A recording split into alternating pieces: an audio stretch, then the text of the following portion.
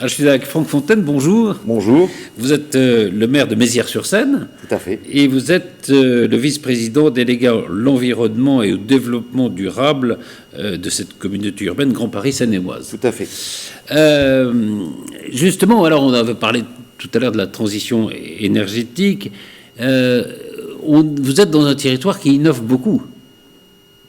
On est dans un territoire qui innove beaucoup, puis on est surtout, pour ceux qui nous regardent, rappeler un petit peu notre territoire, oui, qui représente aujourd'hui 73 communes. Oui, parce que Seine-et-Oise, c'était... C'est ça, qui représente aujourd'hui 73 communes, 410 000 habitants. Ah oui. Vous l'avez dit tout à l'heure, qui est la plus grande communauté urbaine de France. On est sur un territoire de 500 km², 130 000 emplois, et on a 55 km de Seine. Donc voilà, c'est un grand territoire. Grand territoire, ouais. Et on a voté en décembre dernier le plan climat, qui est un plan ambitieux, qui est simplement la déclinaison des réformes internationales, ensuite tout ce qui est l'Europe, la France, toutes les lois qui sont mises en place. Donc Grand Paris Seine-et-Oise, l'ensemble des 73 communes ont voté une ambition pour le territoire, oui, qui concerne le développement durable, l'environnement, la qualité de l'air et les nouveaux métiers qui vous concernent aujourd'hui, qui vont en découler forcément. Donc, est-ce qu'on peut résumer, donner quelles sont les grandes actions justement du territoire? Alors, ce qui va surtout nous concerner au niveau des métiers de demain... On voit bien, hein, là, oui, 130 000 emplois, voilà. Ce qui va surtout nous concerner pour les métiers de demain, il faut savoir, et peut-être vous en avez parlé tout à l'heure, 45% des consommations énergétiques... c'est le bâtiment. Le bâtiment. Ouais. On a l'ambition de rénover par an 3400 logements sur notre territoire et l'équivalent de 53 m² de tertiaire. Donc, ah oui. Donc ça veut dire qu'il va falloir se former à ces nouveaux métiers, même si ça fait des années qu'on peut faire de l'isolation thermique par l'extérieur, etc. Mais il y a aussi des nouvelles façons de faire. On peut parler, par exemple, du biosourcé, des nouveaux matériaux. Enfin, des matériaux qui existent depuis des décennies, mais qu'on commence à réutiliser et qu'il va falloir se former pour ces nouvelles filières du bâtiment. J'ai vu tout à l'heure, vous parliez du centre de formation de Trappes. Oui.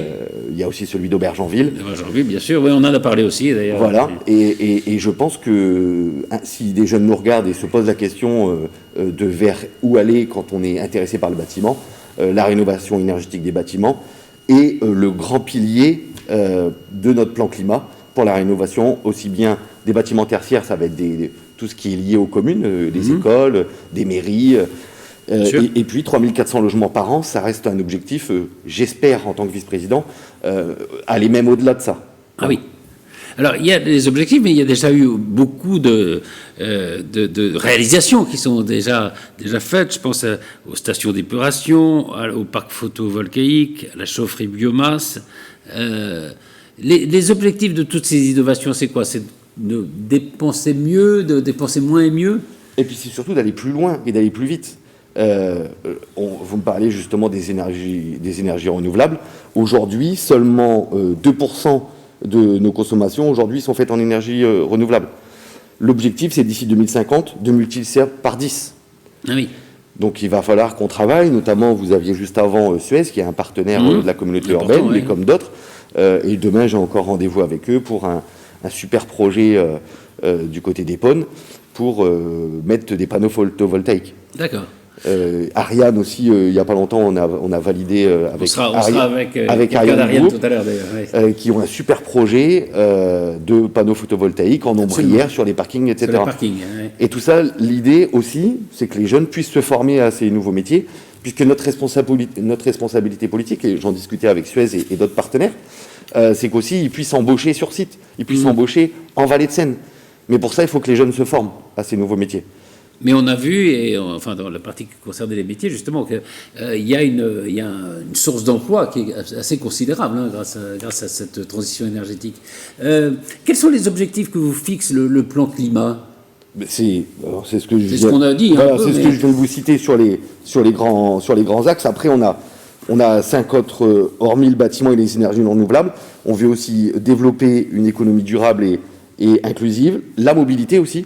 On veut à tout prix absolument changer, et notamment avec l'arrivée d'Éole, qui pour nous est une chance sur notre territoire. Ça fait plusieurs dizaines d'années Oui. qu'on se bat pour avoir éole sur notre territoire. Ça arrive enfin.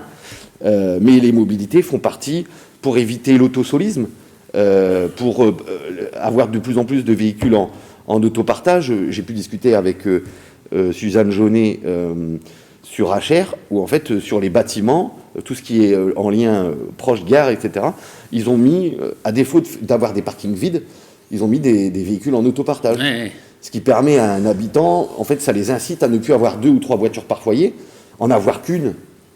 Et puis, quand il y a besoin d'aller faire les courses, on a un véhicule en autopartage qu'on paye à la journée ou à l'heure. Enfin voilà, c'est aussi des solutions. La propreté des bus, des transports en commun, c'est aussi des ambitions. Alors ça, on a des partenaires qui nous accompagnent, la région, Île-de-France Mobilité, le département. Et puis enfin, l'agriculture. L'agriculture, essayer d'arriver sur de l'agriculture de plus en plus bio, de plus en plus propre. Après, il faut aussi accompagner nos agriculteurs. Il faut accompagner aussi les voilà. agriculteurs.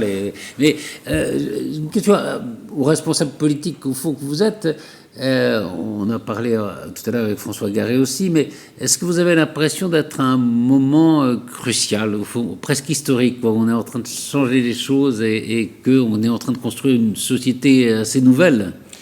Alors, je suis complètement d'accord avec l'analyse que vous faites, et quand le président Cognier m'a sollicité pour être vice-président et que j'ai choisi cette compétence, je lui ai dit, ça fait trop d'années où l'environnement, et pour moi, on en fait du marketing, on en parle.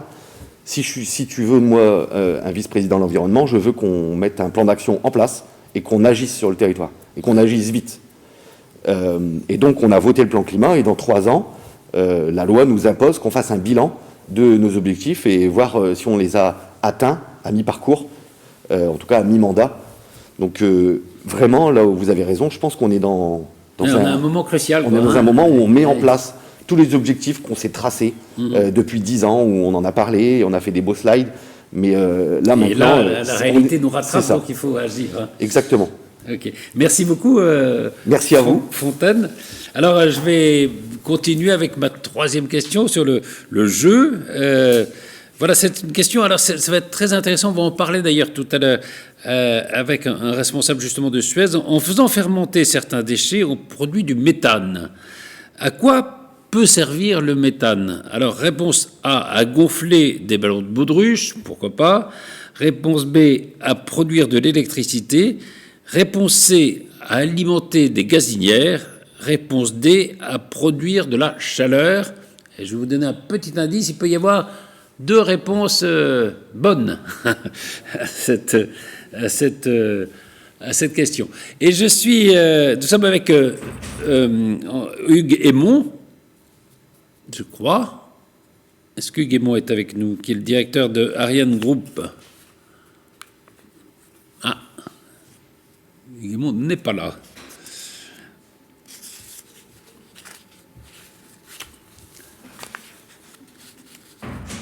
Alors, on va récupérer Hugues Aymon dans quelques instants. On va peut-être voir justement une présentation de la station d'épuration des Mureaux. Et puis après, je vous donnerai aussi la réponse au jeu, aux questions que je viens de vous poser.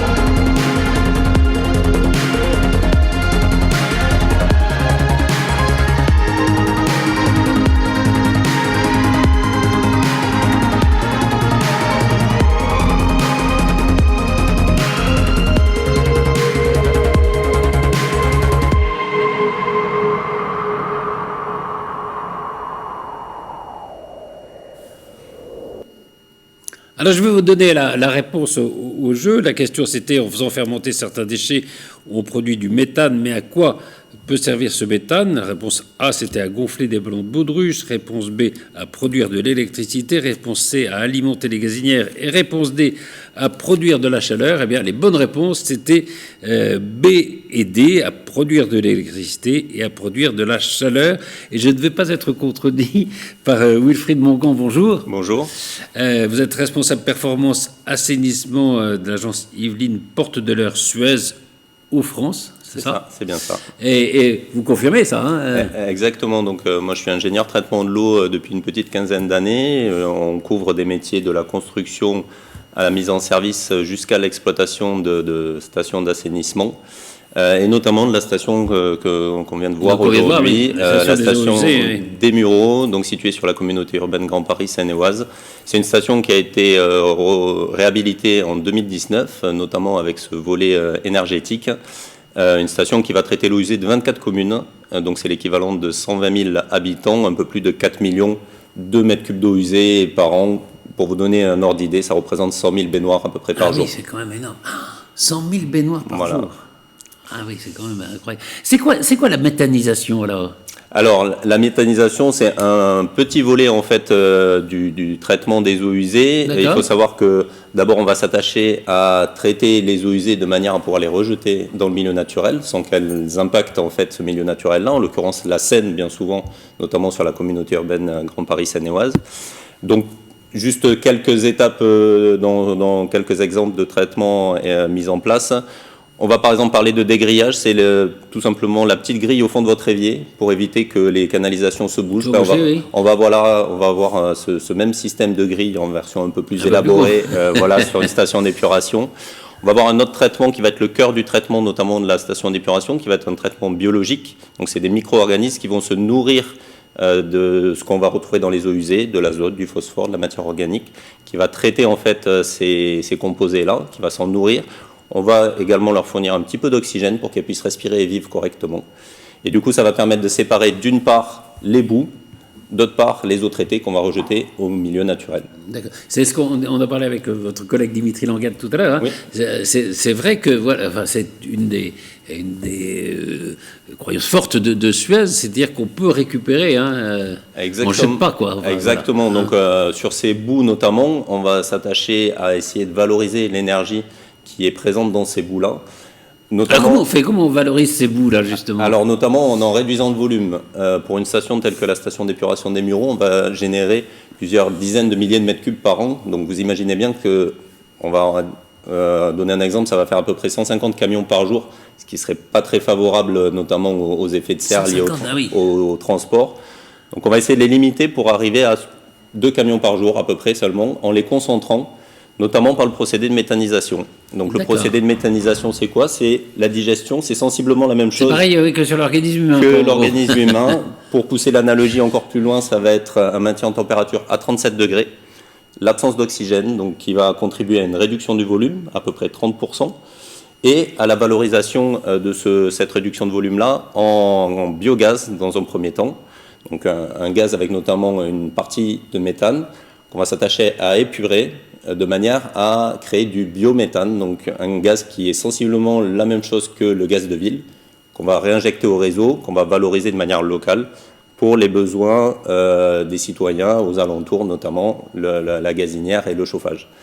Pour vous donner un ordre de grandeur. Oui, vous êtes venu avec un petit... Alors, je suis venu avec ma petite, donc on ne conditionne pas les petites bouteilles de gaz sous ce format-là, on va directement l'injecter au réseau. Il faut savoir que depuis 2019, on a produit plus de l'équivalent d'1 million de ces petites bouteilles-là de gaz qu'on a valorisé d'un point de vue local grâce aux eaux usées des habitants et qui a donc été réinjecté au réseau pour servir les besoins de consommation courante en gaz des citoyens.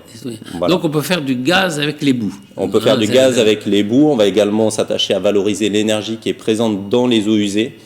Je vous disais tout à l'heure, un méthaniseur, un digesteur, c'est 37 degrés, donc il va falloir le maintenir en température.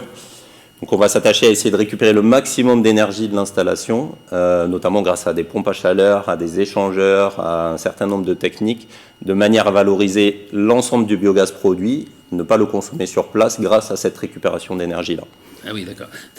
Et ça fait combien de temps qu'on sait faire ce genre de choses? Alors, les procédés de méthanisation, ça fait déjà un certain temps, notamment en Allemagne, en fait, c'est des procédés qui ont plus de 20 à 30 ans.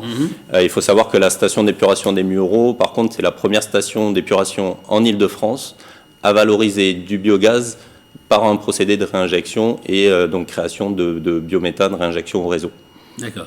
Donc, voilà, les eaux usées, ça peut se retraiter, les boues, ça peut se retraiter, ça peut être utile. Enfin, tout ça, au fond, finalement, est très utile. Hein. C'est complètement utile et c'est là aussi où tout l'intérêt de notre métier et de l'assainissement, c'est de casser un peu les barrières. C'est-à-dire qu'aujourd'hui, on ne va plus avoir simplement un biologiste ou quelqu'un qui va s'attacher à faire des analyses en laboratoire pour vérifier la bonne qualité du traitement et le fait qu'on n'impacte pas le milieu naturel, notamment la Seine. On va toucher à des domaines très divers et variés. Je vous ai parlé donc de biologie, on a parlé d'énergie. Demain, on parlera aussi de différentes technologies, notamment pour l'épuration de l'air, puisqu'on va s'attacher à réduire les nuisances et d'éviter d'avoir des nuisances au niveau du voisinage. Donc on va parler traitement de l'air, on a parlé récupération d'énergie, on l'a également abordé. On parle capteurs connectés de plus en plus, donc de manière à avoir des mesures et des indicateurs à la fois de qualité et de suivi sur les tuyaux qui viennent de chacun d'entre nous, de manière à vérifier que les eaux usées sont bien transportées vers la station d'épuration, vérifier la bonne qualité du traitement. Donc voilà, de nombreux sujets d'innovation, que ce soit par le digital, que ce soit par ces procédés de méthanisation et de valorisation du biogaz produit à partir des eaux usées. Et on parle souvent, tout au long de cette matinée, de changement de perspective. Et là, on est dans un changement de perspective parce que souvent on a opposé au fond la production et puis et l'environnement. Au fond, là, vous montrez que les deux peuvent aller ensemble, quoi. Alors, on est complètement dans cette thématique-là puisqu'on va créer une économie circulaire. On voit bien que le citoyen, en plus, et l'aspect local est vraiment au cœur de tout cet enjeu-là, puisque c'est le citoyen qui va donc consommer l'eau pour ses besoins, qui va la rejeter au réseau d'assainissement. On va valoriser en fait ces eaux usées de manière à générer de l'énergie, du biogaz, du biométhane, l'énergie qui est renvoyée aux citoyens. On a créé complètement une économie circulaire et une valorisation de la ressource vraiment locale. On parlait des emplois et des métiers dans la partie précédente. Est-ce que toutes ces techniques vont générer chez vous notamment des emplois nouveaux?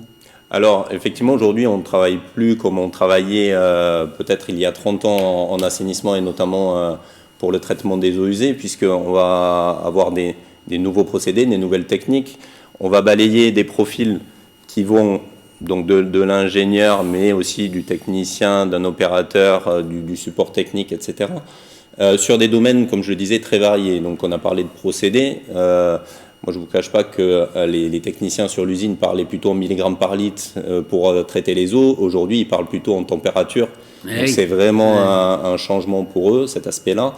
Et au-delà de ça, on a aussi besoin des électromécaniciens, puisqu'on comprend bien que c'est une installation qui est quand même relativement complexe, avec de nombreux appareils, des moteurs, des instruments de mesure qu'il faut maintenir en bon état de marche.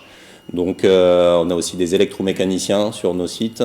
Oui, il y a tout un tas de métiers qui vont avec des formations, là encore, courtes ou plus longues, selon les métiers. Est-ce que les gens qui s'orientent vers ces métiers, c'est plutôt des premiers métiers ou ça peut être du recyclage, des gens qui changent de voie? Alors, il y a vraiment tout type de profil, tout type de formation. On va avoir de l'alternance pour commencer sur des profils vraiment en cours de formation, du niveau BTS, voire plus. On va avoir des reconversions professionnelles. On a déjà eu notamment des techniciens de maintenance qui étaient anciennement dans du génie civil, qui ont complètement changé de métier et qui sont venus chez nous, notamment sur des métiers de la maintenance. On va avoir du coup des domaines assez variés en énergie, en traitement de l'eau, notamment les aspects biologie. Donc, il y a vraiment tout type de parcours qui peut mener dans nos métiers, notamment, d'autant plus que c'est vraiment une problématique locale. Donc aujourd'hui, on va avoir du mal à délocaliser cet aspect traitement des eaux usées. Eh ben, c'est absolument formidable, hein, l'action que vous menez. On en a parlé tout à l'heure avec Dimitri Langlade aussi sur aussi les emplois, la formation, comment vous allez recruter dans les rues, etc. Et là, sur ce recyclage, c'est évidemment une action formidable. Alors, on est en ligne avec Hugues Aymon. Bonjour. Oui, bonjour. Bonjour, vous êtes le directeur d'établissement Ariane Group Les Mureaux. Oui. Alors, justement, je voulais qu'on reparle avec vous des perspectives du plan climat. Quels sont-ils et en quoi Ariane Group en est-il un acteur important? Eh bien, écoutez, nous avons lancé depuis plusieurs années une politique environnementale avec un objectif de réduire l'énergie consommée sur notre établissement et puis d'avoir une approche diversifiée de nos différentes sources d'énergie. Bon, cela permet déjà d'une part de respecter l'évolution de la réglementation et puis réduire également nos coûts d'exploitation dont la part énergie représente tout de même près de un quart, 20 à 25% de nos coûts d'exploitation. Donc de façon à être de plus en plus concurrentiel, c'est une priorité également. D'accord. Alors, vous avez aussi privilégié depuis quelques années des approches diversifiées. Vous avez mis par exemple au point des chaufferies au bois, biomasse. Est-ce que les résultats sont convaincants de ces approches? Alors effectivement, dans ces approches diversifiées, les chaufferies au bois, donc ce qu'on appelle les biomasses, ont été très très satisfaisantes. D'une part, on a commencé à mettre en place une première chaufferie en 2014. Il nous a donné énormément de satisfaction puisqu'on a eu des réductions d'émissions de CO2 de l'ordre de moitié et puis on a réduit notre facture de chauffage également à peu près 50%. Et donc, ce qui nous a fait mettre une seconde chaufferie en 2019, toujours sur le même principe, au bois. Et ça, de façon à pouvoir, avec une puissance un petit peu moindre, alimenter également, non pas en chauffage, mais dans ce cas-là, dans le refroidissement des bâtiments, également l'été. Et donc, tout en utilisant cette énergie du bois qui figure dans une convention pour alimenter également en bois ces deux chaufferies dans des forêts qui sont à proximité de notre établissement dans un rayon de 100 km pour éviter bien évidemment de faire venir du bois d'Amazonie pour alimenter notre chaufferie. Alors, je voudrais aussi qu'on parle de l'approche photovoltaïque et du parc photovoltaïque. D'abord, il y a une innovation. Vous êtes regroupé, je crois, à 4 entreprises pour répondre à un appel d'offres, c'est bien ça? Oui, alors, en plus, dans le cadre de ces diversifications de sources d'énergie, nous avons proposé un projet dans le cadre de Territoire d'Industrie, qui est un projet national, pour mettre en place des fermes de panneaux photovoltaïques sur notre site. Et il a été souhaité au niveau de la communauté urbaine et de la région de regrouper plusieurs grands groupes, tels que les nôtres. Donc, nous sommes regroupés avec Peugeot, Suez et Sequent, et piloté par nous-mêmes un appel d'offres commun pour de l'ordre de 60 hectares de panneaux photovoltaïques sur les différents sites industriels, et ceci de façon à réduire les infrastructures ou à les limiter, les infrastructures nouvelles qui seraient nécessaires pour apporter l'énergie sur nos sites industriels. Donc par cet apport d'énergie nouvelle photovoltaïque, eh bien, on réduira justement les infrastructures tout en ayant une source d'énergie différente, différenciée, et puis réduire aussi notre consommation et les coûts de cette énergie. Donc, on a fait un appel d'offres. Nous avons fait un appel d'offres commun avec tout ce que ça comporte, de complexité de 4 grands groupes avec des processus différents pour mener en sorte ce projet d'appel d'offres qui a abouti, avec ensuite un choix propre à chacune des entreprises de façon à pouvoir développer après ses propres projets sur chacun de nos sites. Et donc, pour l'établissement Ariane Group, il y a un projet dont le démarrage des travaux commencera en 2022 et pour de l'ordre de 9 hectares de panneaux photovoltaïques qui vont représenter quand même une part intéressante de la consommation de notre site et en grande partie en autoconsommation. Il y a Suez dedans, hein, parce que je suis avec Wilfried Mongan. 60 hectares, hein, vous nous avez dit, c'est ça? Je vous ai pas compris, excusez-moi. Le parc s'étendra sur 60 hectares, c'est bien ça? Alors, la totalité du projet serait sur 60 hectares sur les 4 entreprises, sachant que Peugeot, qui représente à peu près la moitié, prendra sa décision à partir de l'année prochaine.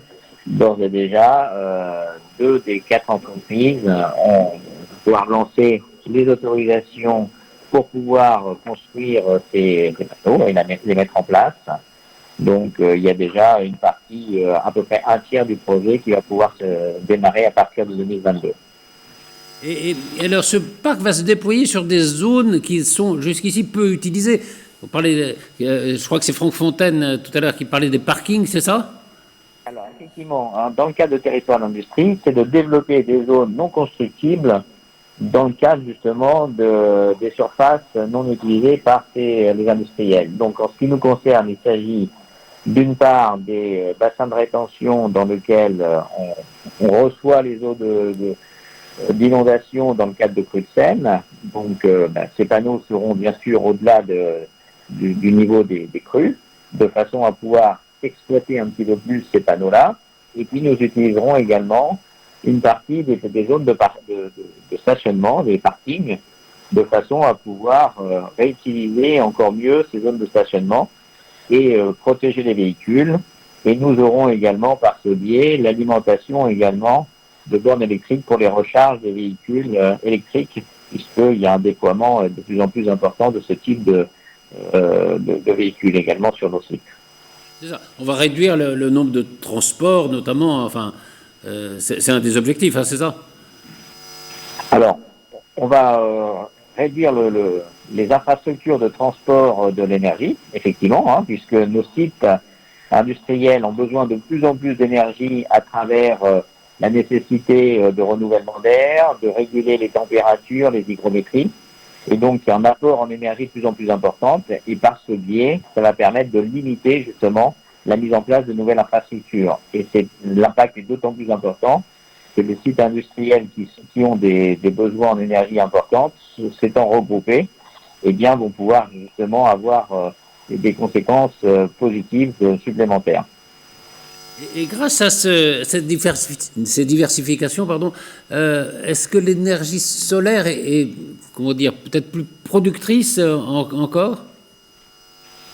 Alors, je ne sais pas si elle est plus productrice. En tout cas, je ne suis pas sûr qu'il y ait une source unique de solutions. Hein. Mais en tout cas, la somme des solutions nouvelles, puisqu'on a quand même apporté à travers nos projets d'amélioration continue depuis quelques années quand même des réductions significatives, hein, en gérant au juste besoin les renouvellements d'air, en ayant changé une partie de notre éclairage avec des lampes LED. Enfin, il y a un certain nombre d'actions qui ont été mises en place qui nous permettent, la somme de ces actions, de réduire de façon assez importante les consommations électriques. Et puis, en utilisant au juste besoin, justement, toutes les consommations, y compris pendant les périodes dites de ralentissement de l'entreprise, hein, notamment pour la période estivale, eh bien, de réduire au juste minimum les consommations nous permet justement d'avoir une baisse significative sur une année entière.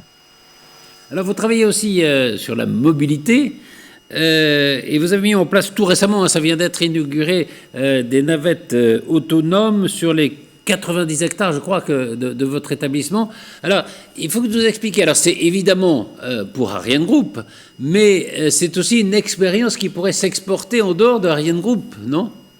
Alors, effectivement, bon, dans le cadre de notre contribution sur les différents projets du territoire, on a fait la proposition d'utiliser le site industriel d'Ariane Group des Mureaux, donc qui s'étale à peu près sur 90-92 hectares, pour faire de l'expérimentation dans la mesure où on retrouve à peu près l'ensemble des conditions d'une agglomération sur notre établissement avec les différentes voies de circulation, les ronds-points, tous les moyens de transport, hein, les véhicules, les deux roues, les trottinettes maintenant depuis quelques temps également, des piétons bien sûr, et puis des moyens industriels, et bien d'utiliser cet établissement pour faire de l'expérimentation sur la sécurisation et sur l'évolution des véhicules autonomes. Et donc, depuis mardi de cette semaine, nous avons inauguré la mise en place de 2 navettes qui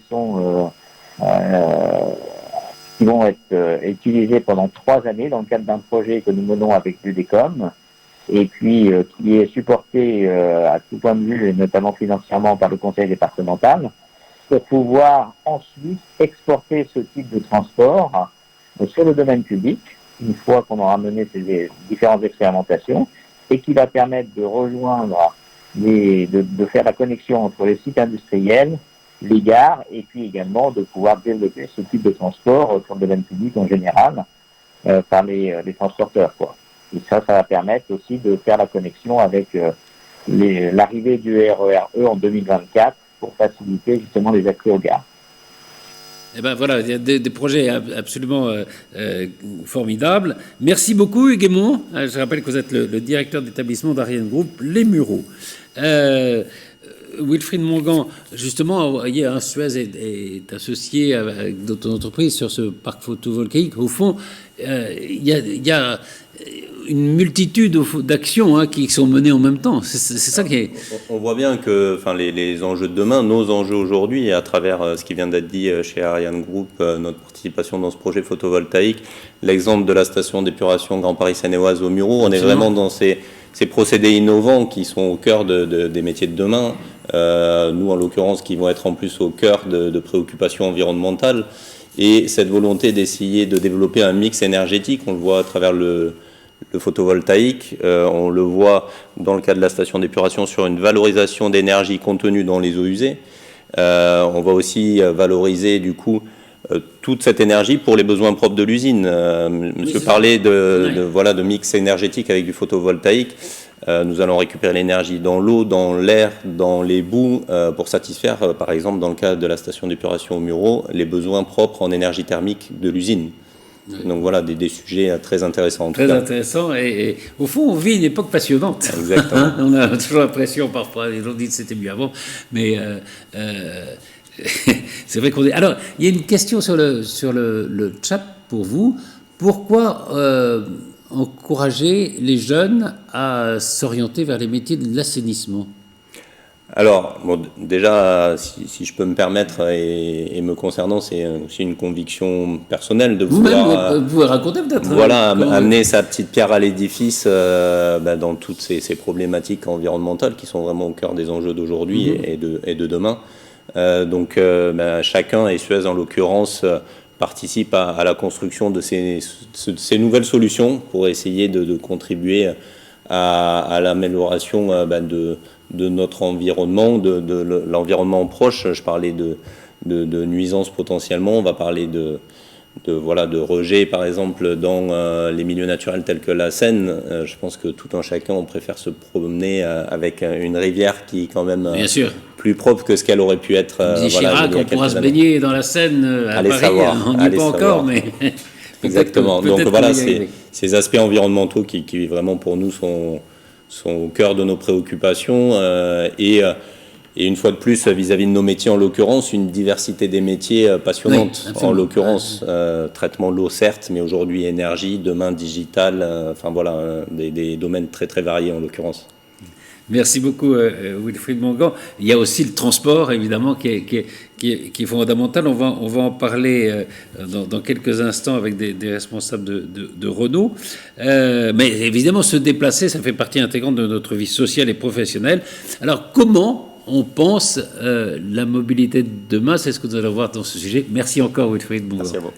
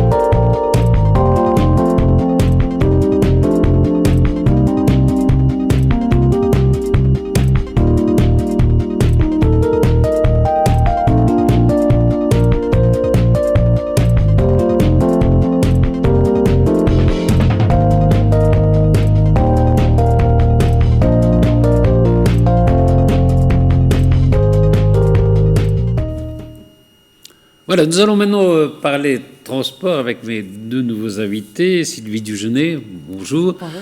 Alors, vous êtes... on parle en anglais alors que c'est Renault, non? Vous êtes Human Resource Project Lead Refactory, Flins at Groupe Renault. C'est ça, chef de projet RH, c'est bien aussi. C'est bien aussi. Voilà. Mais c'est vrai que c'est la preuve que vous êtes à l'international. Et Jean-Philippe Billet, bonjour. Bonjour. Vous êtes le directeur de l'usine et du projet Refactory Flins, chez Groupe Renault, évidemment. Alors justement, Refactory, on va parler de ça, c'est-à-dire qu'il y a une mutation, une évolution des activités de Renault Flins. On va voir justement, grâce à un sujet, d'abord, les ambitions de cette Refactory. Le groupe Renault réaffirme son empreinte industrielle en France et crée à Flins la Refactory, la première usine européenne d'économie circulaire dédiée à la mobilité. Précurseur dans le domaine de l'économie circulaire et de la mobilité durable, nous changeons de dimension en accélérant notre engagement pour la préservation du climat et des ressources. Grâce à la contribution positive de ces activités, la Refactory deviendra également le premier site européen spécialisé dans la mobilité avec un cap de bilan carbone négatif à 2030. La Refactory accueillera un écosystème ouvert pour innover à chaque étape du cycle de vie du véhicule. À l'horizon 2030, nous visons plus de 3000 emplois liés à nos activités.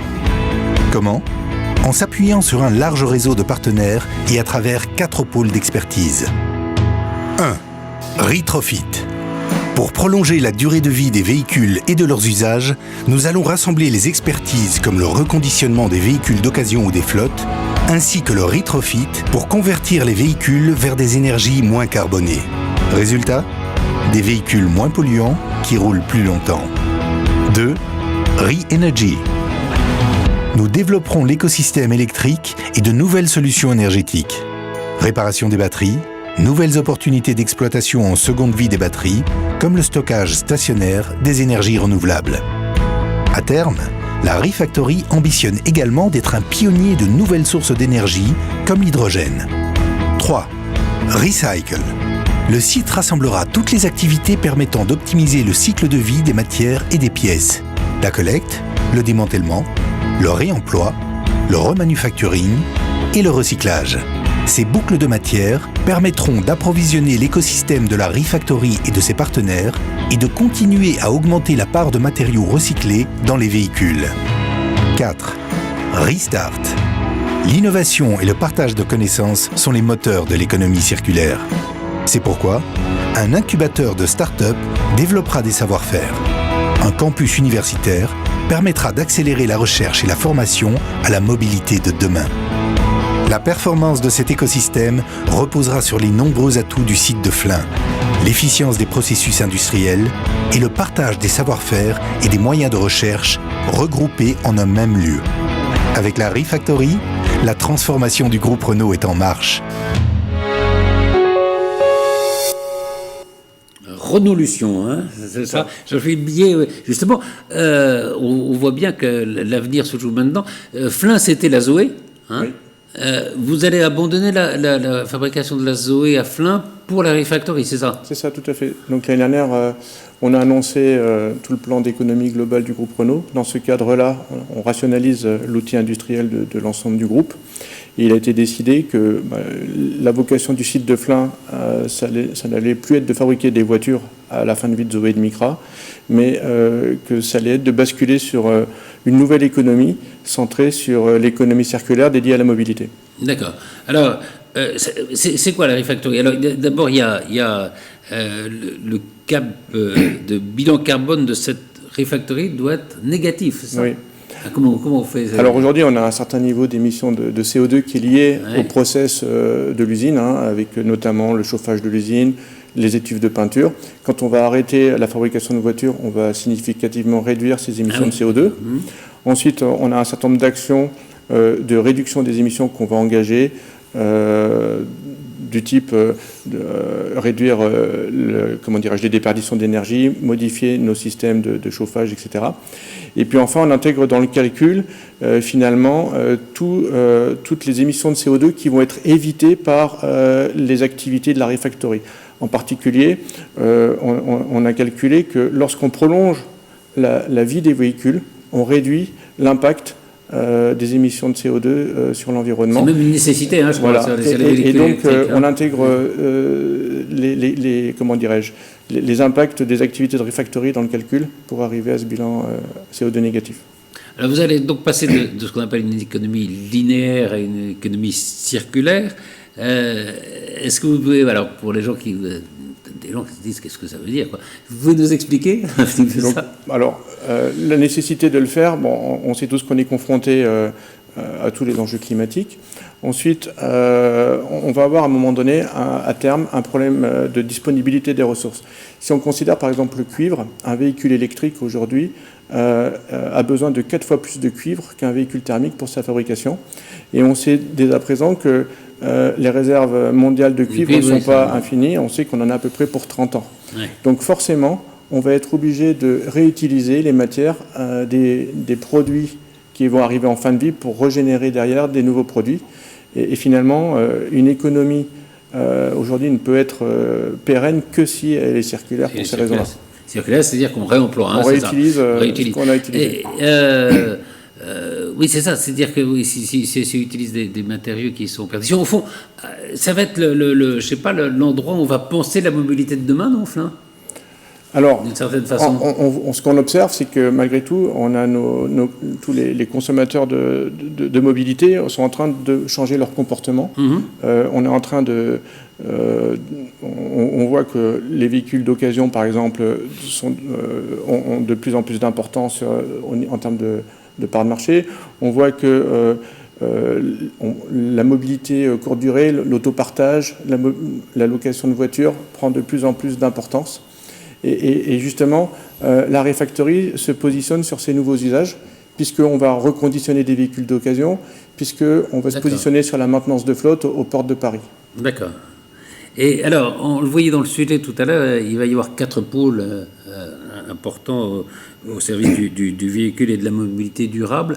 Vous pouvez nous dire un petit mot, on les voit d'ailleurs sur cette illustration.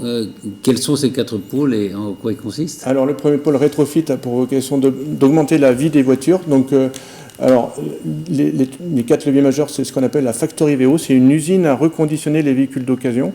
Ça veut dire quoi? Ça veut dire que, en fait, au bout de 3 ans, au bout de 4 ans, lorsque les véhicules d'occasion qui sont en leasing reviennent vers Renault en fin de contrat, il faut les remettre à niveau. Et ce qu'on veut, c'est les remettre à un niveau de qualité qui va équivalent le plus proche d'un véhicule neuf pour remettre à nouveau ces véhicules sur le marché de la location. D'accord. Rétrofit, par exemple, c'est... Ça veut dire que, parce que souvent, voilà, excusez-moi, je vous interromps une seconde, mais c'est vrai qu'on entend dire, voilà, les véhicules électriques, c'est très bien, mais il faut en effet qu'ils roulent beaucoup pour ne pas être polluants. Ça veut dire, je ne sais pas quel est le marché, mais qu'on peut acheter maintenant, on va pouvoir acheter des véhicules d'occasion en toute certitude, quoi. Enfin, Absolument. En fait, l'objectif, c'est que le client, au bout de 3 ans, quand il loue un véhicule d'occasion sur un deuxième cycle de vie, c'est qu'il soit... Et on pourra le faire en location. On pourra le faire en location, absolument, au bout d'un deuxième cycle, voire un troisième cycle, puisque maintenant, on veut prolonger justement le cycle de vie des voitures. C'est qu'il ne soit pas confronté à des problèmes de fiabilité du véhicule ou qu'il ne soit pas embêté. Mais, pardon, je vous embête peut-être un peu, mais quand on est un fabricant de véhicules important comme Renault, on se dit, alors c'est très bien d'avoir, là vous avez au fond une philosophie de sauvegarde un peu de la planète, mais est-ce qu'on se dit pas, il faudrait mieux vendre des voitures plutôt que de passer par le rétrofit? En fait, je pense que nos clients, de toute façon, aujourd'hui, tout le monde n'a pas les moyens de se payer un véhicule hybride. Les voitures électriques et hybrides sont aujourd'hui encore très chères. Et finalement, pour ces clients-là, les véhicules d'occasion sont nécessaires et sont une alternative qui est intéressante. Donc, on veut se positionner sur ce segment-là pour lequel aujourd'hui on n'est pas très présent. Alors, deuxième pôle. Le deuxième pôle, c'est Renergy. Donc le point de départ, c'est les batteries. On a été l'un des premiers constructeurs à commercialiser des véhicules électriques. Aujourd'hui, nos clients, c'est eux qui ont aujourd'hui les batteries. Mais en fin de vie de leur voiture, ces batteries vont revenir vers Renault. Et la question qui se pose, c'est qu'est-ce qu'on va faire de ces batteries ? Alors on s'est rendu compte que ces batteries, en fin de vie pour l'automobile, elles ont encore 75 à 80% de capacité de charge. Et on veut les réutiliser dans des modules de stockage d'énergie, stationnaires, pour par exemple de l'équilibrage de réseau électrique ou couplé à des sources d'énergie comme le photovoltaïque, où on a besoin de lisser la consommation d'énergie. L'autre gros levier de ce pôle-là, c'est l'hydrogène. On a annoncé il n'y a pas très longtemps un partenariat avec une entreprise américaine, Plug Power, qui est leader aux États-Unis sur cette activité. Et on est en train de réfléchir à des développements industriels sur le site de Flins autour de l'hydrogène. D'accord. Alors, troisième pôle. Recycle, donc là on est vraiment au cœur de l'économie circulaire.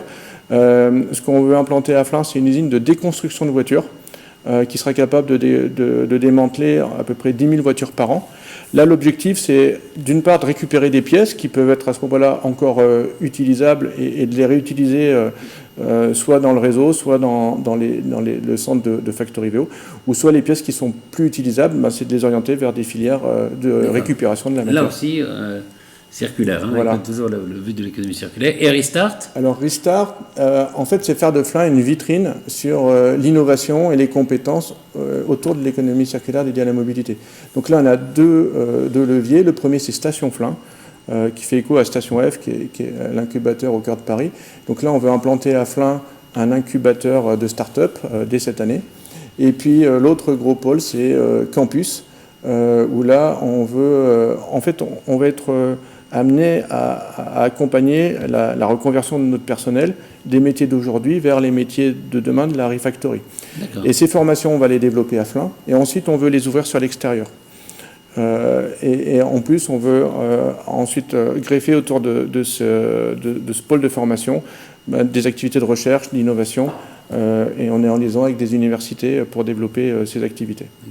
Oui, de recherche, etc. C'est une usine modèle. Il y a une question qui arrive par le chat. Vous savez que on peut suivre cette baptisée sur la plateforme. Alors, Renault est un incubateur de start-up, vous venez de le dire. Comment sont-elles sélectionnées et quels sont les objectifs de l'incubateur ? Alors, l'objectif de l'incubateur, c'est d'accompagner les start-up dans leur développement. Mais ce qu'on espère aussi, c'est qu'elle nous aide à être source d'innovation sur tous ces business d'économie circulaire, puisque on voit qu'on en est aux prémices. Plus on travaille sur ce sujet-là et plus on découvre d'énormes opportunités finalement d'activités, de nouveaux business, et on compte sur ces startups pour nous aider à être innovants et créatifs sur ce projet. Alors, Flins, ça va être du coup la première, je crois, usine européenne d'économie circulaire dédiée à la mobilité, C'est bien ça.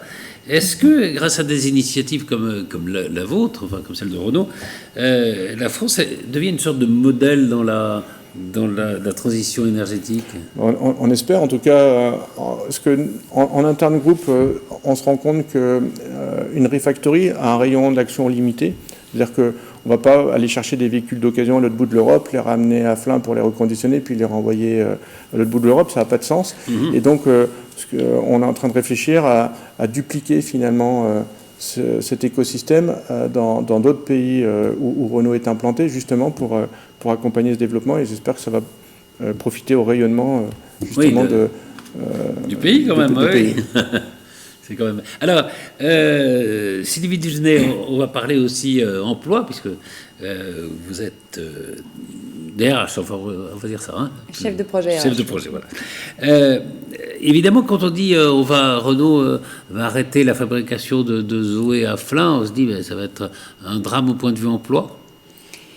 Alors non, parce qu'au moment en fait où l'annonce a été produite l'année dernière de l'arrêt de production de Zoé et de Micra en 2024, il a été également annoncé l'engagement de maintenir les postes à Flins.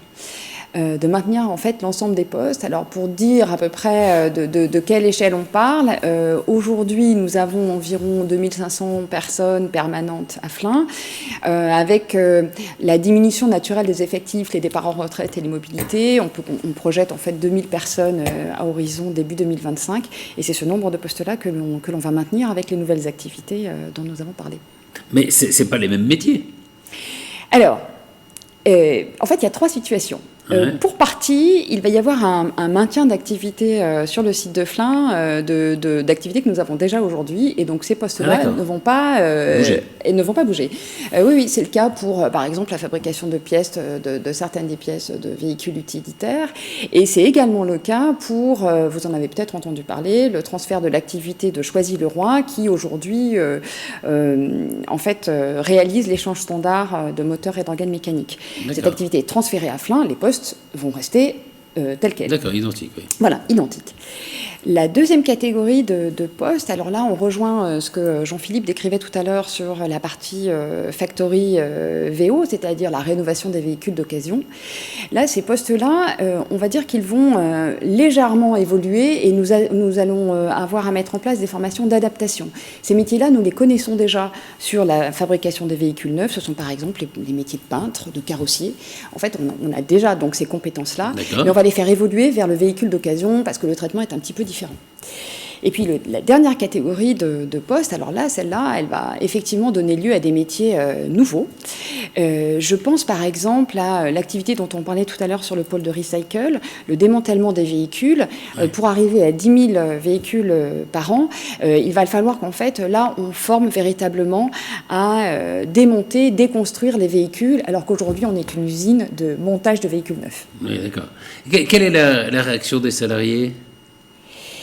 Les salariés, j'imagine que vous faites référence à l'inquiétude potentielle. Oui, il peut y avoir une inquiétude, oui. Bien sûr, il y en a eu. Compréhensible, hein. Bien sûr, on ne peut pas nier. Il y en a eu, surtout au moment de l'annonce l'année dernière de l'arrêt de la production des véhicules. Les choses sont plus claires, donc... Voilà, précisément. Ça a été d'abord parce qu'on arrêtait la production de véhicules d'une usine qui le fait depuis fort longtemps. Et la deuxième raison, c'est qu'on mettait en place, on annonçait la mise en place d'une refactory qui à l'époque ne s'appelait pas encore comme ça, avec la création d'un écosystème pour une économie circulaire. C'était 2 mots très franchement qui parlaient à personne. Oui, ça. Donc qui a généré forcément un peu d'inquiétude. Le projet aussi n'était pas tout à fait construit, donc il nous a fallu un peu de temps pour le mettre en place et le rendre concret pour les collaborateurs. Aujourd'hui, il y est beaucoup plus. Et en fait, on a gagné progressivement l'engagement des collaborateurs en montrant concrètement ce qu'on était capable de faire. Et puis d'un point de vue des compétences, comme nous avons besoin de recruter sur ces nouvelles activités, nous avons mis en place un site web qui permet aux collaborateurs de candidater en direct.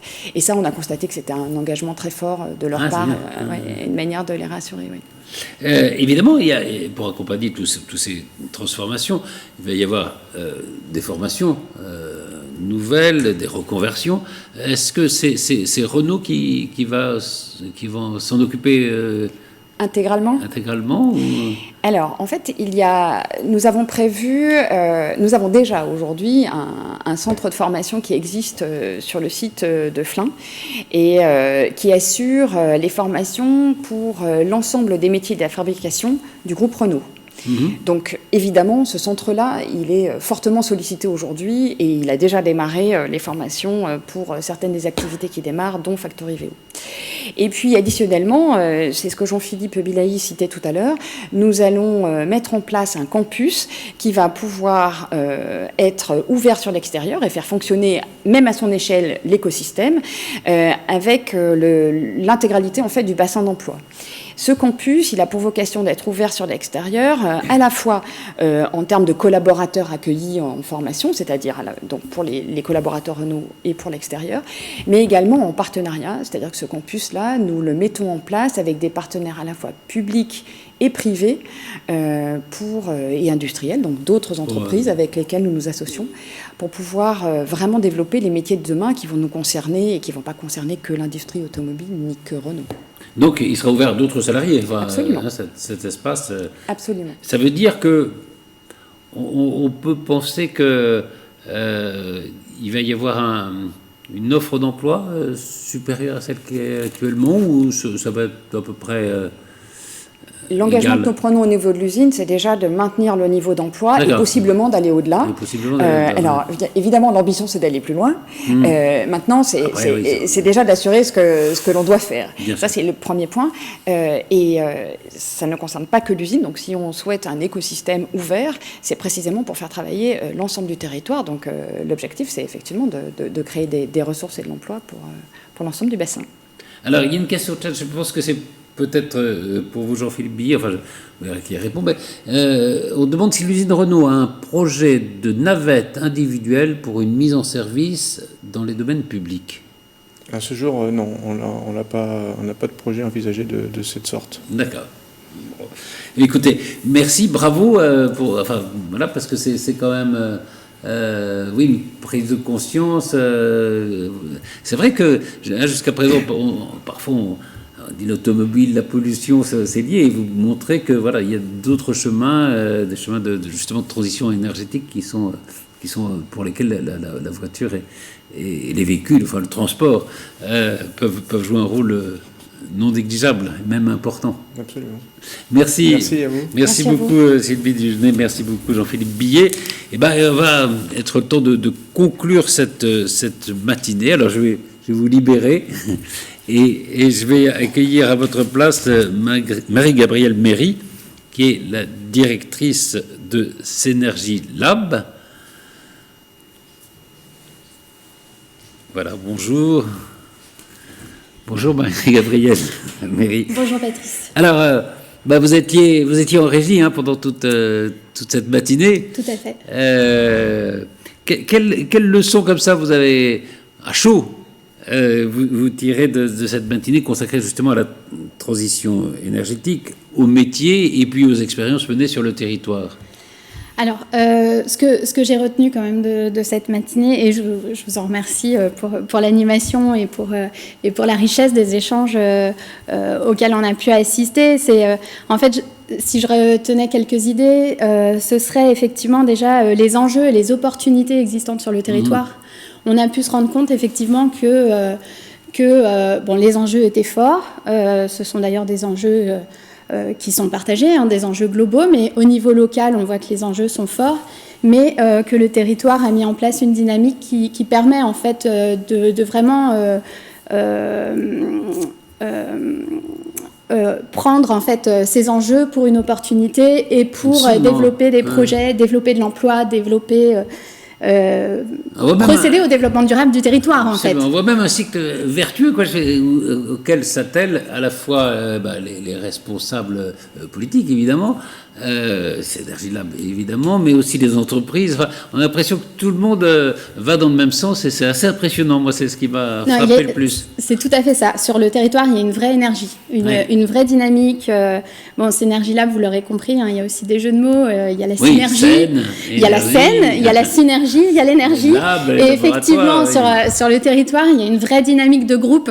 On est vraiment finalement, il y a eu la construction d'une vraie vision partagée et il y a une vraie dynamique aujourd'hui collective pour avancer sur ces sujets. Donc ça, c'est vraiment les premiers éléments que j'identifierais. Après, on a pu se rendre compte aussi de la diversité des métiers de la transition énergétique.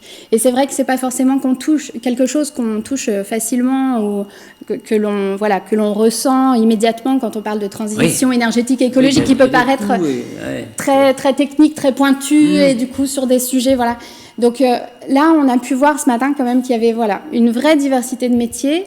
Malgré tout, on a quand même focusé un peu sur tous ces métiers techniques, mais vous l'avez d'ailleurs évoqué avec Monsieur Garret, les métiers de la transition énergétique, ce sont aussi des métiers dans les domaines juridiques, dans les domaines du design, de la communication, du marketing et de la gestion. Il y a les métiers techniques, et puis ce qui est intéressant aussi, c'est qu'il y a ce que j'ai retenu, au fond, c'est qu'il y a des formations très diverses. Il peut y avoir des formations rapides, des formations longues. On peut même, quand on a une expérience professionnelle, changer un peu pour aller vers ces métiers. Donc il y a beaucoup d'espoir là-dedans, j'ai l'impression. Voilà, beaucoup d'espoir, beaucoup de sens.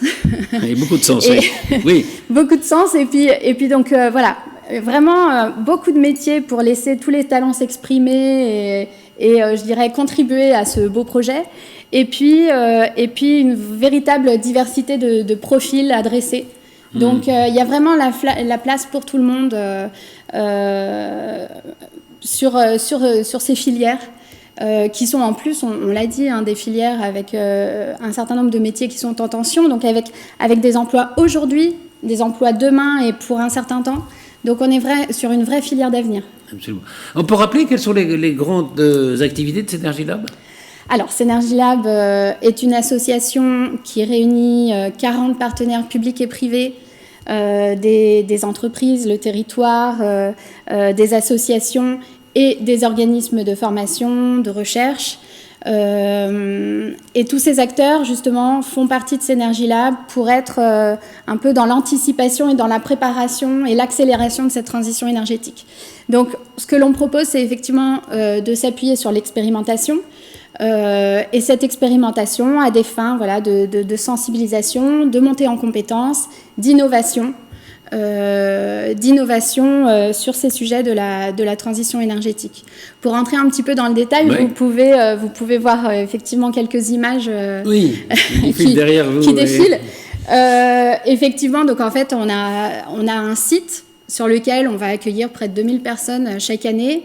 On va pouvoir proposer des ateliers de sensibilisation. On va aussi recevoir des étudiants qui vont être formés sur nos plateaux techniques expérimentaux. Ah oui. Et assez originaux, parce que effectivement, notamment, ça permet de travailler en semi-réel, en fait. C'est vrai que toutes les écoles qui étaient présentes ce matin ont de magnifiques plateaux techniques, mais on est plutôt dans un domaine plus industriel. Et puis justement, ils viennent chez nous pour pouvoir proposer des TP où on intervient dans un appartement comme si une famille y vivait. Et donc, on apprend tous les aspects du métier en situation réelle. En situation réelle. Alors, il y a des questions sur le chat. Est-ce qu'on peut visiter Synergy Lab ? Alors, avec grand plaisir. On vous ouvre nos portes. On peut venir visiter en semaine Synergy Lab, sans problème. Vous prenez contact avec nous, on est ouvert entre 9h et 17h. Il y a du monde sur le site et on est susceptible de vous accueillir pour vous présenter un peu tous ces plateaux. Et puis donc là, je vous parle beaucoup des plateaux dans les murs. Après, on a un certain nombre d'activités sur le territoire. Et donc, on a des démonstrateurs qui sont en place sur le territoire. Actuellement, on a par exemple l'écran anti-bruit sunscreen photovoltaïque qui est implanté sur la ville des Mureaux, par exemple, qui peut être observé de la rue, en l'occurrence. Qui est une solution technique développée par une start-up du territoire francilien. Et que Synergy Lab a accompagné. Vous accompagnez aussi des startups, c'est ça ? C'est ça, tout à fait. Tout à fait. Alors, il y a une autre question sur le chat. Comment en savoir plus sur les opportunités professionnelles ? Est-ce qu'il y a un site internet Synergy ? Alors, on a un site internet. Et surtout Et puis il y a la plateforme. Voilà, c'est ça. Alors, il faut en parler de ça. C'est ça. Mais alors peut-être d'une façon générale, oui, il y a le site internet. On a notre site internet sur lequel on vous présente Synergy Lab, un certain nombre des activités que l'on mène. Et puis vous avez nos coordonnées pour entrer en contact avec nous afin qu'on puisse vous orienter. On est vraiment, il faut nous voir comme un outil au service du territoire et de la population. Donc si nous n'avons pas les réponses, on est susceptible de vous orienter dans ces cas-là pour avoir les réponses à vos questions. Donc notre site internet, bien entendu. Et puis effectivement, pour l'occasion, on a mis en place une plateforme. Alors, il y a cette plateforme. On peut y aller dès maintenant, cet après-midi. Ça y est, dès maintenant. On a lancé le Go. Donc sur la plateforme sur laquelle vous êtes connectés pour poursuivre les échanges de cette matinée, vous avez également un onglet qui vous donne accès à un certain nombre de contenus que l'on a collectés auprès de l'ensemble de nos membres. Donc pour donner des accès, donner des outils pédagogiques, aller plus loin. Pour trouver aussi les intervenants. Tout à fait. Et cette plateforme sera accessible pendant un an. Donc, pendant un an, d'accord. Pendant un an. Et elle sera enrichie régulièrement. Donc n'hésitez pas à vous connecter cet après-midi, à prendre connaissance, dès maintenant à vrai dire. N'hésitez pas à poursuivre ces échanges en consultant les éléments qui sont fournis et puis à vous reconnecter régulièrement puisque effectivement elle sera actualisée. C'est une plateforme qui est vivante. En fond, hein. C'est ça. Tout à fait. Alors, autre question sur le chat, est-ce que Synergy Lab accueille des écoles? Je crois qu'on a vu que oui.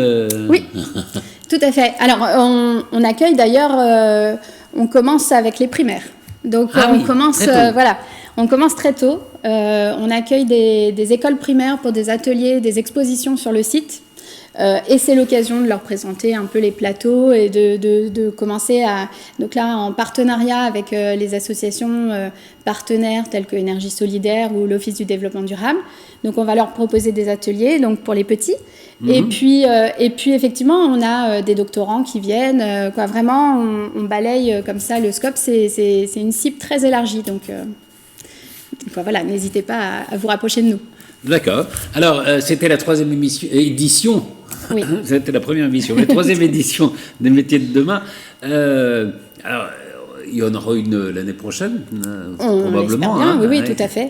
Peut-être dans des conditions un peu différentes, si les conditions sanitaires le permettent, évidemment. Alors, on souhaiterait effectivement, parce que les 2 premières éditions étaient des éditions où on était vraiment dans la démonstration, dans l'immersion. Et donc, c'est vrai qu'on souhaiterait l'an prochain venir peut-être sur un format hybride qui permettrait effectivement de restaurer finalement cet aspect un peu expérientiel. Et malgré tout, je pense que, j'espère que vous en serez d'accord, mais j'ai trouvé la matinale très intéressante. Ça permet d'élargir notre cible aussi parce que tout le monde ne peut pas forcément se déplacer sur site. Donc je pense qu'effectivement, on partirait plutôt sur un format hybride et donc en couplant en fait ces 2 dispositifs. Et les dispositifs. Ces 2 formats. Ok, merci infiniment Marie-Gabrielle Méry. Merci à vous. Je rappelle que vous êtes la directrice de Synergy Lab et puis on remercie tous ceux qui nous ont écoutés, qui ont écouté les témoignages de tous les intervenants. Je remercie Laurence Herp aussi qui a beaucoup travaillé pour cette matinée. Et puis évidemment, il y a la plateforme qui est toujours... Voilà, tout ça n'est pas clos, n'est pas fini, ça commence à vivre même, on pourrait dire ça. Hein. C'est le lancement. C'est le lancement. Merci beaucoup et très vite. Alors, de toute façon, parler des métiers de demain est toujours passionnant, donc j'espère qu'on aura l'occasion d'en reparler très vite. À très bientôt. Merci.